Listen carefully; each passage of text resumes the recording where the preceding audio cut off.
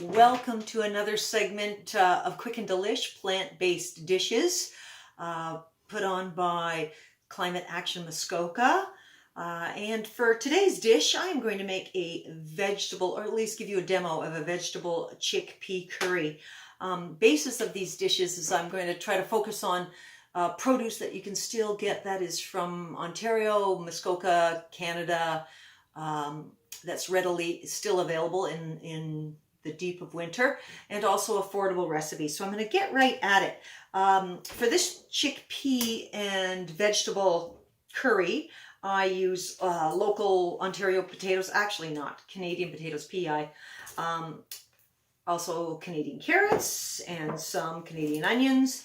And you could, I didn't for this particular recipe, but this is one of my squashes. I still have six or seven of them left. So if you're thinking about growing something, butternut squash is a really nice addition to your garden, fairly easy to take care of.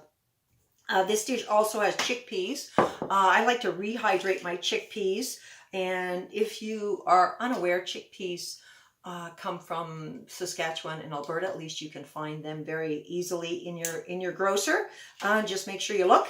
So I rehydrate them. It just really means you put them in a big pot of water, soak them overnight, and after that you drain them, put new water in it, and cook it for over an hour. And then after the hour, just keep checking to see if they're soft enough for your liking. So that's what I've added to this dish. So this dish, I'm going to give you the quick rundown, and also the recipe will be available online.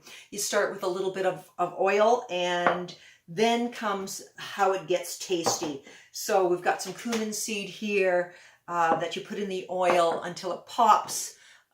That will give you an unbelievable aroma, but also the flavor of the dish. And then after that, you add your chopped onion, 1 cup of that, and leave that for 2 minutes. And then you get right in there with your other spices. And this is really interesting. It calls for some time in this sort of Caribbean flavor curry that we're making. Again, another herb that you can grow yourself and dry.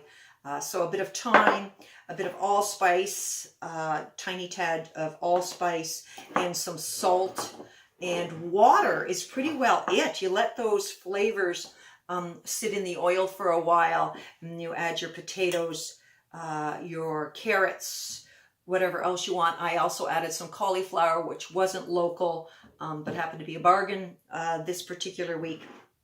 And then some chili peppers. Sorry, to the oil, you also add some chili peppers. So I have some cayenne pepper here that I have dried. They're just fabulous. You just dry them and store them in a jar.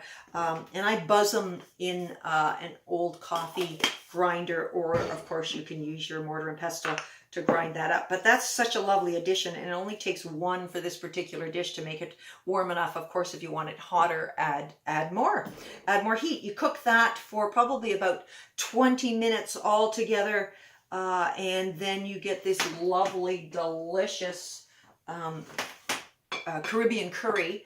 And just a moment about curry. So it calls for a tablespoon of curry. Caribbean curry is a little less hot than an Indian curry. So if you've got Indian curry, don't add as much, and yeah, taste as you go. And there it is, and served in a flatbread or a roti or a pita is absolutely delicious. Can serve with a side of rice if you want, yogurt on top if you like to do that. Cilantro or onions sprinkled on top is also very, very delish. Anyways, I'm hoping everybody is keeping well. You want something fun to do, the Community Carbon Challenge put on by Climate Action Muskoka, reducing 50% by 2030. One of the challenges being eating plant-based. Take care. I'll see you next time. Get outside and play. Bye.